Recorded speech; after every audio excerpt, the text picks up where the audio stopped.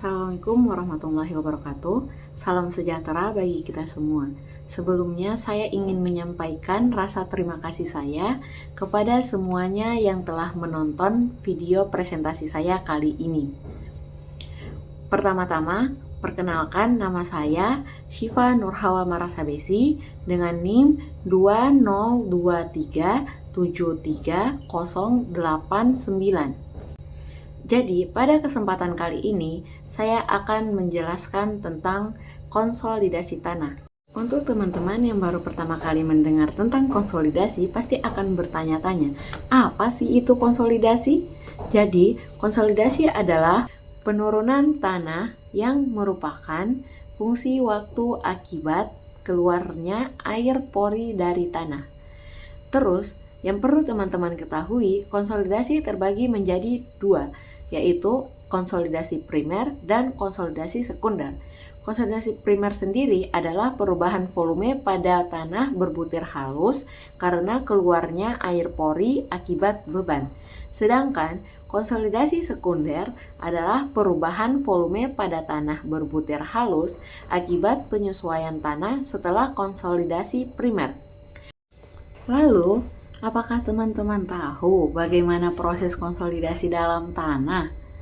Ya, seperti yang bisa teman-teman lihat pada gambar di samping saya, yaitu terdapat tanah yang susunannya terdiri dari pasir dan air. Kemudian ketika kita membebani, maka air akan keluar secara perlahan dan tanahnya akan menjadi lebih keras daripada gambar di awal. Kemudian teman-teman pasti akan bertanya-tanya, apa sih perbedaan konsolidasi dan pemadatan? Jadi, pada pemadatan tanah yang berkurang adalah volume udara, sedangkan pada konsolidasi tanah yang berkurang adalah volume airnya. Oke, berikutnya kita akan masuk kepada perbedaan konsolidasi pada jenis-jenis tanah per 1 meter seperti gambar yang tertera di samping saya. Yaitu pada gravel sendiri atau kerikil butuh waktu 2 menit. Sedangkan pasir 2 jam, lanau 200 hari, dan lempung 200 tahun. Kurang lebih seperti itulah perbandingan untuk masing-masing tanah. Adapun beberapa istilah pada konsolidasi, yaitu 1. Tegangan prakonsolidasi, yaitu tegangan maksimum yang pernah terjadi pada tanah. 2. Tanah terkonsolidasi normal atau NC, yaitu sering disebut juga dengan normally consolidated, yaitu tanah dengan tegangan maksimum yang pernah terjadi pada tanah saat ini. 3. Tanah terkonsolidasi lebih atau OC, yang sering disebut dengan over consolidated, yaitu tanah dengan efektif maksimum terjadi pada masa lalu. Kemudian teman-teman juga pasti akan bertanya, apa sih dampak negatif adanya konsolidasi pada tanah? Secara umum, dampak negatifnya yaitu dapat menimbulkan kerusakan pada infrastruktur.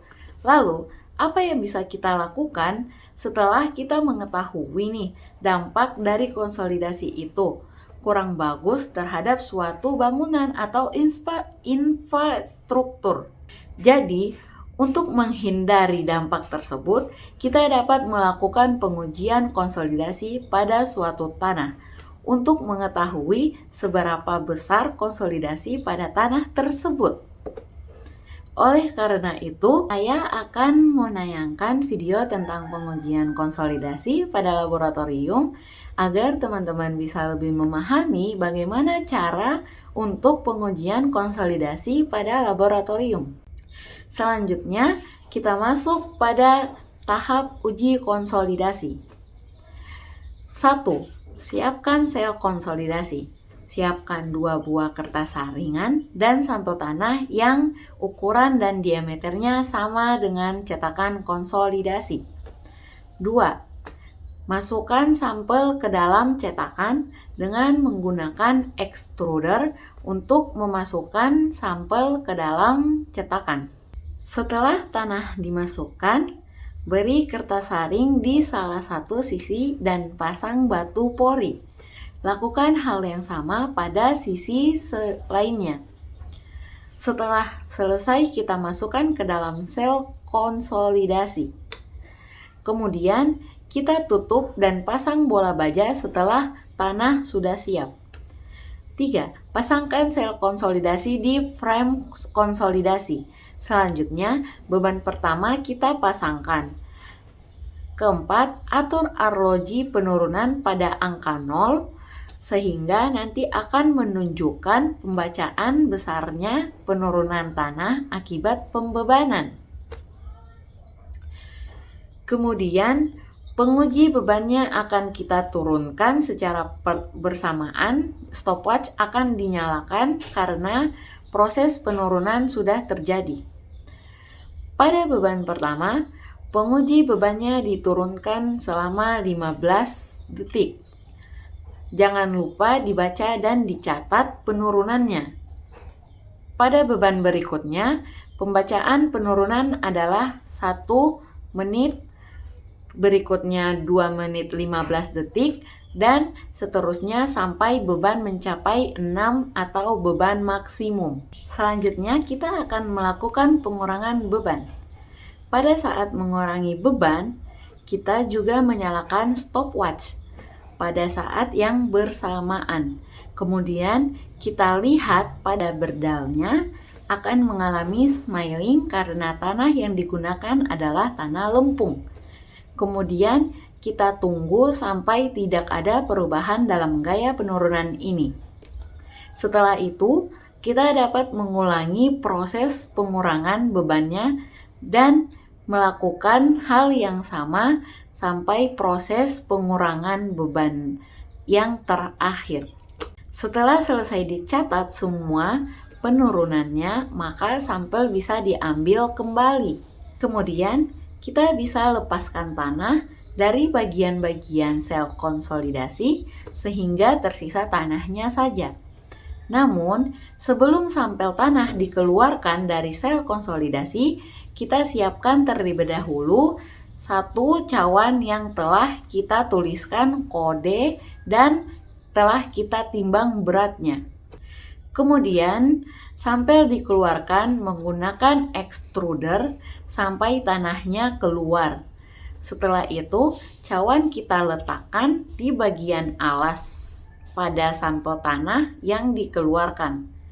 Kemudian, kita lepaskan batu pori dan kertas saring yang sebelumnya belum terlepas dari tanah. Selanjutnya, kita timbang beratnya dan tanah hasil uji konsolidasi dimasukkan ke dalam oven. Kemudian kita nyalakan ovennya dan atur temperatur di antara 100 sampai 110 derajat Celcius untuk mendapatkan berat keringnya nanti. Ya, demikianlah beberapa hal yang bisa saya sampaikan pada video presentasi saya kali ini.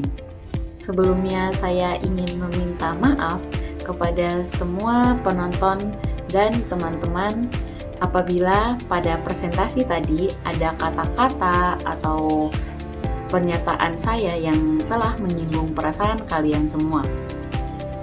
Karena mau bagaimanapun, saya adalah manusia biasa dan saya tidak luput dari sebuah kesalahan. Begitu saja dari saya. Wassalamualaikum warahmatullahi wabarakatuh. See you next time semuanya.